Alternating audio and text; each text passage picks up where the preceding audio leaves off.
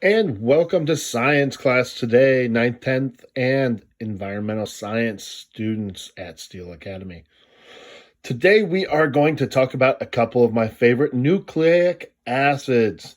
Basically, those are things that hang around or inside of the nucleus of a cell that are very, very important. You may have heard of them. I guarantee you've heard of one at least. But first of all, before we go in too much, I want to give you guys a little tour of the new digs here. So, got my Windex for cleaning. Got some Band-Aids in case I cut myself. Go Tribe. My wife's mug. My wife's lamp. Don't tell her I stole these things. A gift from her sister. Nice lamp. Brought a microscope. We got some cool slides we might work with. A globe over here in case we have to point somewhere. I don't know why I would have to, but if you need to know where something is, we can find it. And a little flower basket. Still has all the petals in it. Those are fake petals, by the way, so don't worry about it. Anyway, we're going to move on to our first nucleic acid of the day, DNA.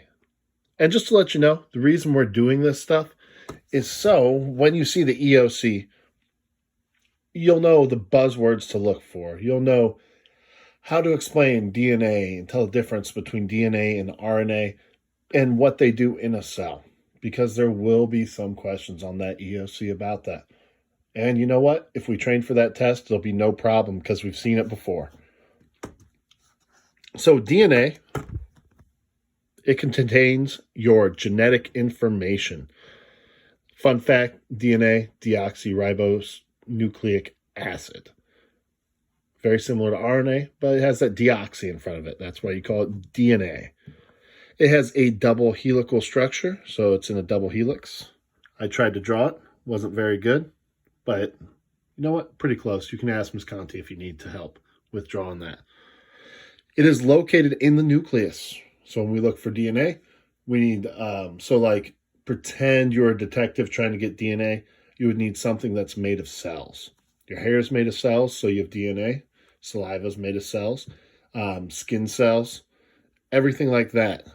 So if you were ever going to law enforcement, you're looking for DNA, anything with cells works. DNA is replicated to create new cells. So your DNA is the same throughout your whole body, hopefully. If not, there's a problem. But DNA contains all the genetic information to tell us who we are. You can actually, if you've ever heard of the argument of nature versus nurture, that is the nature part. When we did our Punnett square crosses, we looked at the DNA. So, the next one we'll talk about is our friend RNA. So, RNA does a lot of things. I'm actually going to work from the bottom here and go up. It does coding, decoding, regulation, and expression of genes. That's a lot of stuff. RNA, to be able to do all that stuff, it has to be more mobile. So instead of being this double helix right here, which is more or less a ladder twisted, it is single-stranded. So it can fold, it can do all the things. It can line up with DNA. It can help form DNA too. We have messenger RNA. It works as kind of like a worker in the cell. They help in protein synthesis. And it actually works to translate DNA for DNA replication and stuff like that. So RNA, it doesn't contain the genetic information so much as DNA does. It more works to help replicate. It works to help do a lot of other things, protein synthesis, regulation of certain things, so you're not creating too many of one cell, not enough of another, and also the expression of genes. So there you go. That's a quick little tutorial of some nucleic acids. Just to remind you, you should be working on those EOC packets. If you need to get them or don't have one yourself, go ahead and email me. My email is just very simple. nball at Steel Academy edu.org.